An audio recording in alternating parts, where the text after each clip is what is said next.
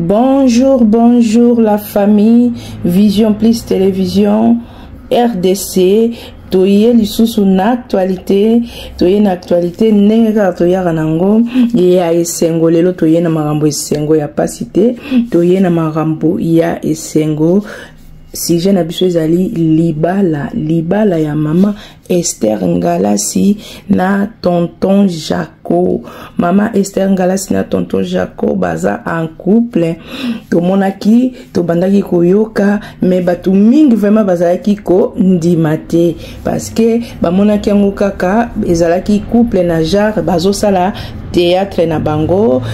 to bazo luka base na bango basalara baningisa moi public ndenge kaka ezalaka mais après baye vraiment ko confirmer biso ke baza en couple ya solo. Tonton Jaco toyebile mingi atournaka ba film na ye epa ya SB na epa ya mama Sila Bisalu mams ndenge ka rezalaka atournaka mingi vraiment epa ya ya mams tonton Jaco atournaka mingi kuna toyebelie mingi kuna par ko za la journaliste ou bien ke ndenga sala ba émission na télé netinga na bando tali mingi na nini chaîne nini B1 bazala kuna yena mama Dorcas babanda sala émission moko babanda koyamba mingi basai na Nzambe ba musicien et tout ngai na yebaka ye à partir ya B1 mais na monde na biso ya théâtre en tout cas na yebelie et pas ya mams Sila Bisalu natala tonton Jaco asala rapé musala na ye kitoko makasi et mama Esther to yebi mingi na abuta na groupe Sinark nga natala ye na ba théâtre groupe Sinark po na landara vraiment groupe Sinark depuis babanda groupe Sinark président Caleb depuis ça fait déjà 20 ans yango groupe Sinark ezalaka déjà totala pe banzonzingi na bango ya na ndenga poto totala ba théâtre na bango ndenge kaka ezalaka après wana na nzonzingi vraiment to moni mingi Mama Esther azalaka pembeni ya mama Bellevie family bota Bellevie TV en tout cas mama Esther soki aleki mingi na banzonzingi ndenge ya YouTube to monaka mingi azalaka epa ya Bellevie Kandi et osala sikoyo ke bango mibale oyo balingana ki ndenge nini ezalaki na film moko batournaki epa ya mams Sila Bisalu ndenge ka ezalaka bachaki bango en couple totalango ezoleka wana na bilili bachaki bango en couple ba tourner pe basali rôle na bango kitoko ndenge mama Esther azalaka pe mwasi ya bolingo makasi asalaki pe rôle na ye kitoko na tonton Jaco en tout cas to sepela kinango après wana mam salopi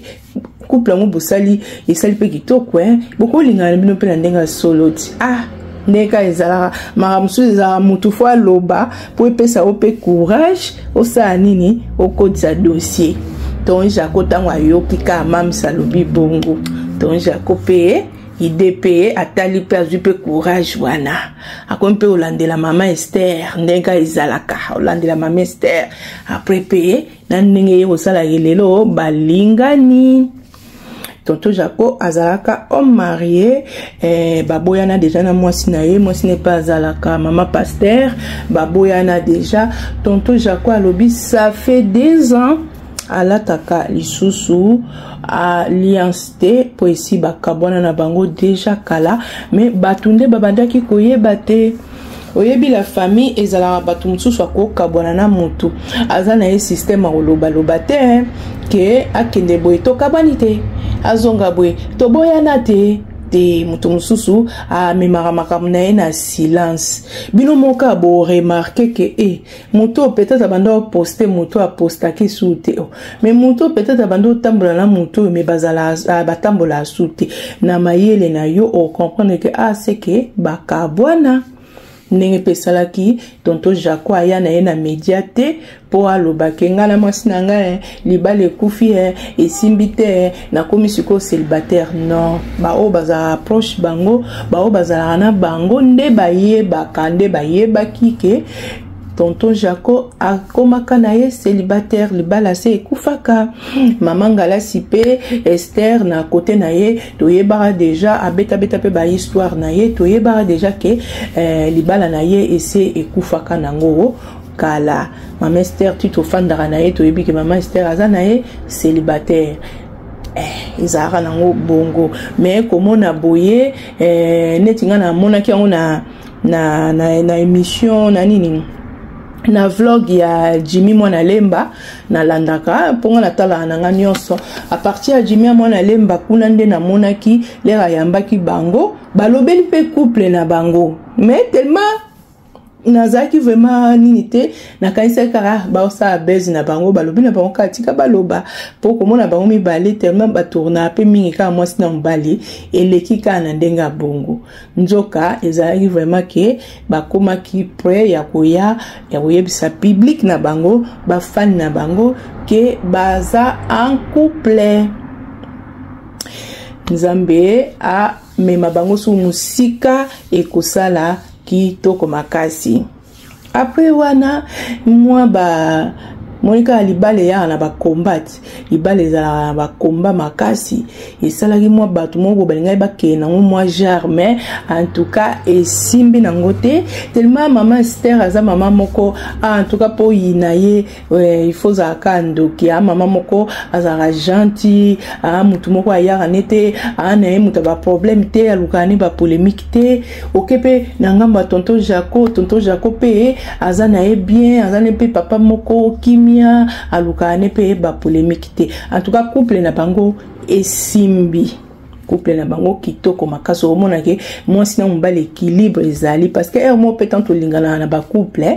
et senga père mo otalika bo couple msoko otala ngoka bo monike yes ba ok bien et simba par rapport ya oyo ba comportement na oyo bandenga lingela kana oyo eke bien donc chemayo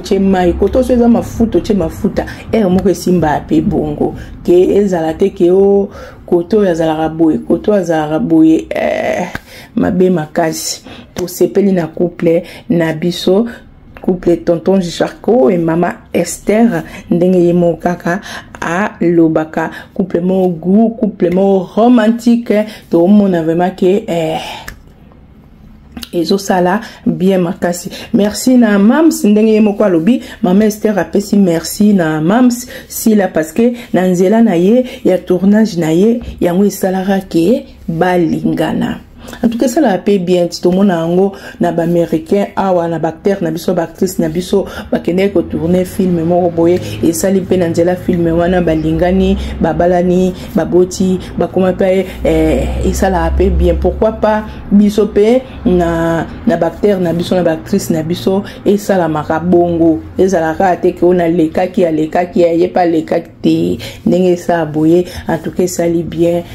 makasi na opesa batumsu bakomolo ba maman tiazaka boya zala na mobali te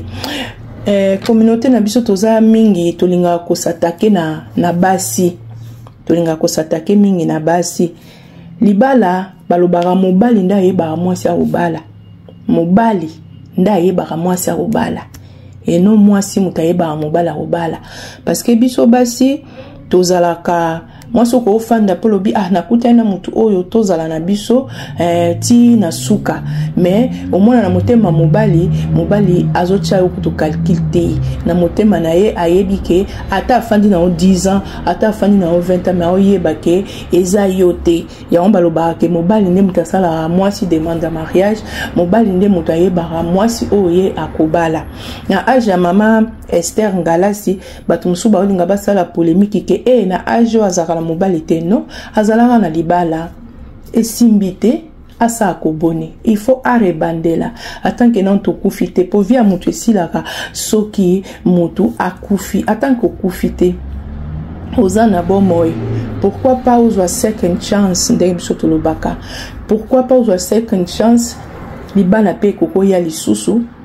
obal omoni que c'est bon obali parce que bamabala musuto salaka oyo kutu déjà oza na expérience oyebi déjà bamabena malamu oyebi na nenga ofanda na libala peut-être deuxième libala troisième libala tamso peut quatrième libala yango ko sala opé bien ofandi pe kitoko tina suka ya mokili donc yango na pona olobake bali tia zala raponga zala nena mobilité tia opesa batu ba conseil libala zala raté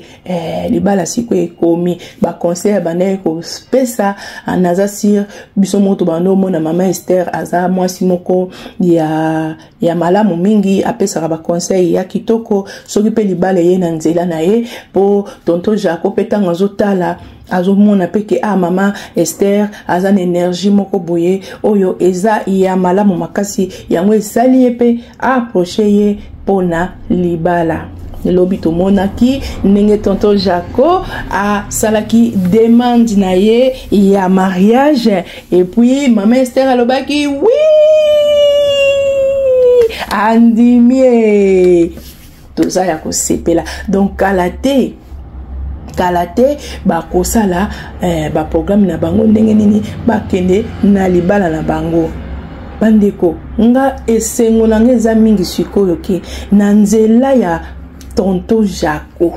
na nzela ya mama Esther po tonton Jaco azo représenter SB azo représenter mama Sila na côté ya mama Esther azo représenter famille Bota Belinda Kandi sikoyo yebisanga libala wana bo imaginer jour ango ezala ndenge nini ba bonbon na pointe ba fille d'honneur to bakisi sou mwanda ba kota famille Bota ba fille d'honneur bo imaginer na ndenge ezala kitoko. Ouais, bongonde na nzela na bango pe ekoko sala peke si la bisalo na belle-fille ba kutana mwene batu ba ozela bango ke ba sala film moko ensemble peut-être na nzela ya mariage ya tonton Jaco na mama Esther ndeko zongisa sila na belle-fille bazonga na ndenge bazalaka ndenge toyebela bango ndenge to banda omonela bango po libala na bango wana vraiment na ndimite mam salobake ona oyate na zwa empêchement ezate simbate na ndimpete kota belle-fille aolinga ki mango pa ebike sila bozala ekozala te simbate donc bango mibale ba ozala obligé jour ango bakozala na libala wana sikobo yebisanga ndenge eleka rando kuta matanga teke na matango bayaki to bayaki te matanga pe boko ya metemeza place ya maweza moi jar sikobo bo imaginer siko na jour ya libala nde batu ba olata kota mams nde ba chauffer oyesu kotoyo Nzambe nga kombala nge komika libala tonja kona mama Esther ya bocha date mama Ester bocha date eleka kutu te bocha ka début 2026 eyinda kaka donc c'est ça ndenge eleki en tout cas to sepeli conseil muke to ngeka toloba pona batu na ngana pesa mingi conseil na basi ba mama na makambo ya mama Esther mingi na olobela biso basi ete ya rabiso bato ebele bakomaki mama o esa koli yango pe bosala bolingo yango pe malembe te esi bokoli na bino non na opesa espoir na mutu moko toyebi ke biso basi mingi tozo ba déception ba mibali ba osala basi mingi mabe eyebana nango déjà mibali ba sala basi mingi mabe mais mama place oza kolemba te donc toujours faut un espoir pour Nzambe alobi na biso tozala na kondima soko osengaka libala soko oza na posa libala Nzamba opesa yo problème ko zandeni okoko leka na ba problème ba msuba koma na kobala lisusu te po mobali nanga sala kanga boye na kozongisa lisusu boye te po nazala ko vivre na mobali po ba ka eza na bandenge na ndenge na ba no vivre na garçon moko garçon nga sala nga minene ngai kutu libala bosana wane ya makanisi ya diable parce que diable alinga libala te abundisa libala akochawe loko moko boye po okoma kaka contre libala bamsusu bakomoko mati ba lesbienne na ndenga mabete bakomoko mati ba lesbienne pona nini opo mbali banyoko linga donc ozondimo ke sala ti eloko ya bongo po kaka mobali asalaka yo mabe te. Nzambo aza na bomoi yango bandeko so totali na Psaume 147 verset 3 tokomona Nzambe yende abikisaka mitema oyo ezoka. Motema no ekozwa ba déception, motema no ekokoma penda olobi nandimi te ke moto mutako sanga likambo aboye. Mais kendeka pa Nzambe yebisa Nzambe na mitike pa na yo pasi oyo na okoka te me yo nde sunganga Nzambe ndeko okomona kimie kokota na motema na yo yo moko comprendre te batu ba otala yo na musika ba oloba ye basali boye seke akosala boye to ekozonga boye me Nzambe akobatelo a protéger a sotisi yo na libulu wana to pesa confiance pa Nzambe. Nzambe nde abikisaka mitema oyo ezoka. Nzambe abi yake pananga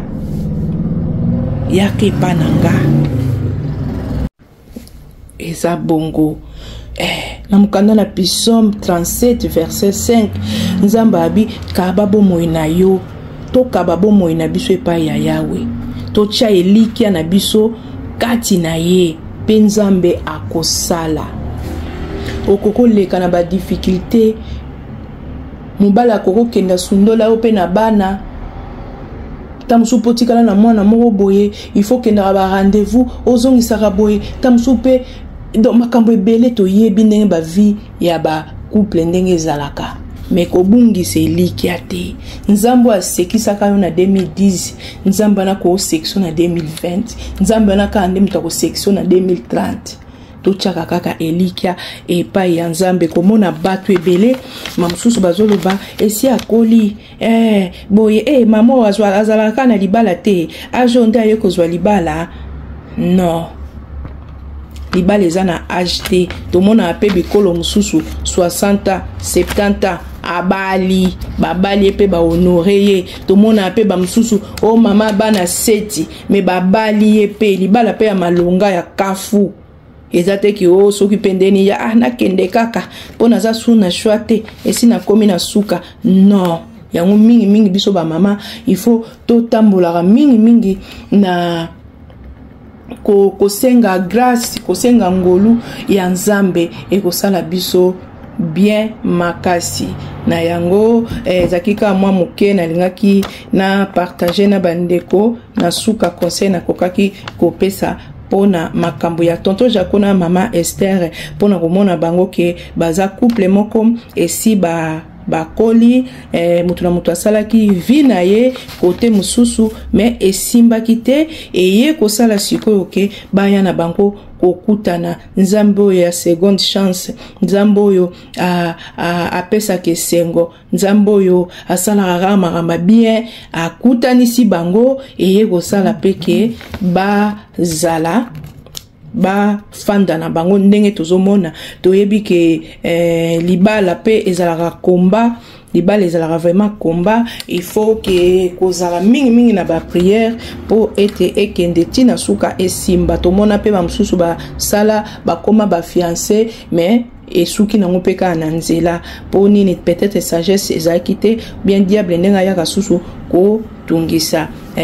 mingi Proverbe 18:22 biso ba mama to salelaka e kosala biso kitoko makasi kotambola surtout na faveur Nzambe apesaka biso kotambola lokola tozala basi lokola Esther et kosala biso kitoko makasi. En tout cas, congratulations